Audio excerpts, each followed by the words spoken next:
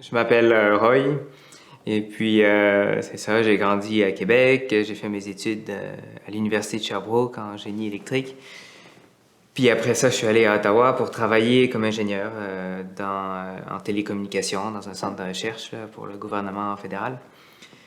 Et puis là, ça fait une couple d'années là, que je suis à Montréal. Et puis c'est ça, à Montréal, ici à Riverview, au centre Riverview, c'est là que j'habite. C'est une résidence universitaire. C'est aussi un centre de l'Opus Dei, comme le centre dans lequel j'habitais à Ottawa. Et puis, c'est ça. Ici, bon, je suis un numéraire de l'Opus Dei. Ça, c'est quelqu'un qui ne se marie pas, qui donne sa vie à Dieu. Donc, j'ai connu l'Opus Dei, ça fait quelques années déjà, à travers mon grand frère, qui lui avait un ami qui fréquentait le centre à Québec, qui lui a recommandé d'aller. Puis ensuite, mon grand frère m'a dit OK, vas-y, c'est bon pour toi. Et effectivement, j'ai beaucoup aimé la formation que j'ai reçue là-bas. Ici, comme là-bas, je m'occupe de... Bon, une bonne partie de mon temps va pour organiser des programmes de formation pour les jeunes du niveau secondaire, bon, cégep, université, les jeunes professionnels aussi.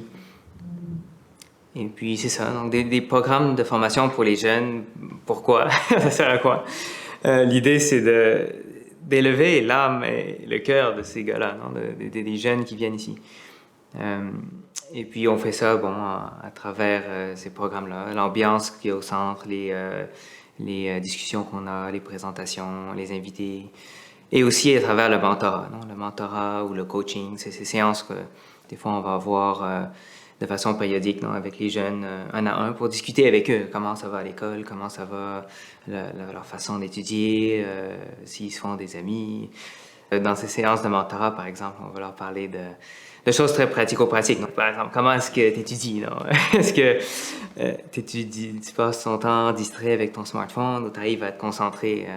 OK, pitch ton smartphone, travaille 1 heure intense, puis ensuite, fais de quoi? De le fun, non? Mais d'habitude, au début de l'année, on va inviter les parents à venir au centre, visiter la place, puis on va leur expliquer c'est quoi qu'on fait avec les jeunes ici, c'est quoi le programme, comment ça aide leurs jeunes, et puis aussi le rôle que les parents ont à jouer dans ce programme-là. Dans le fond, tous les programmes qu'on fait, dans le fond, c'est pour supporter les parents dans l'éducation de leurs enfants. Donc, c'est une collaboration entre les moniteurs et puis les parents. On était jeunes, nos parents nous disent des choses, puis on n'écoute pas trop. Mais quand quelqu'un d'autre nous dit la même chose, des fois ça clique. Et c'est très bénéfique, ça donne beaucoup de bons résultats. Plusieurs fois, les parents m'ont dit plein de bons commentaires. Donc, par exemple, je me rappelle, à un moment donné, une mère me disait que son garçon, par exemple, depuis quelques semaines, elle avait remarqué que bon, il commençait à faire son lit tous les matins, puis ensuite il allait aider sa petite sœur à faire son lit, puis lui expliquer comment mettre de l'ordre dans sa chambre, des choses comme ça. Souvent, des parents m'ont dit, par exemple, que leur garçon rentre à la maison après le club, après être venu au centre, puis ils sont épanouis, très heureux, très contents, ils ont hâte de retourner la semaine prochaine. C'est une très bonne atmosphère, non? Je pense qu'il aide beaucoup au développement des jeunes. Non? Souvent, on les traite comme s'ils étaient déjà des jeunes hommes, non? Pas comme des enfants. Parce que c'est vrai que déjà, en secondaire 3, 4, 5, ces gars-là sont capables de faire beaucoup, non? De prendre des responsabilités. Et puis, souvent, quand on les traite de cette façon-là, ils commencent à se comporter comme ça, non? Toutes ces activités-là qu'on organise, c'est ouvert à tout le monde, non? C'est pas juste pour des personnes catholiques. Et des fois, des amis me demandent OK, Roy, toutes ces activités que tu fais avec les jeunes, ils viennent d'où les jeunes?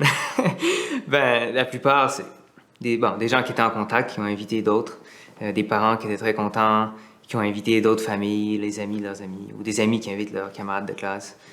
C'est surtout du bouche à oreille. Ils vont se faire beaucoup de bons amis, et puis ces amis-là vont rester très longtemps.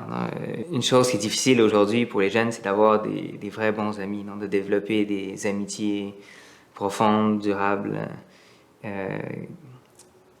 qui vont rester.